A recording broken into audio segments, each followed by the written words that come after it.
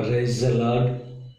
అతి శ్రేష్టమైన యేసు క్రీస్తు నామములో మీ అందరికీ ఉదయకాలపు శుభాలు తెలియజేయుచున్నాను.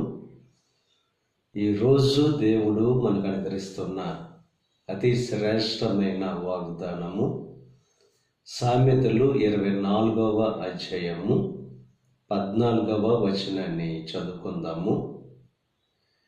నీ ఆశ భంగము కానేరదు.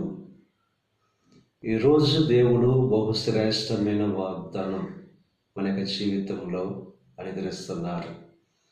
మన ఆశ భంగము కానేరదు. మన ఆశలను ఈ లోకంలో ఉన్న మనుషులు భంగము చేయడానికి ప్రయత్నం చేస్తారు, కానీ మన దేవుడు మన ప్రతి ఆశను తృప్తి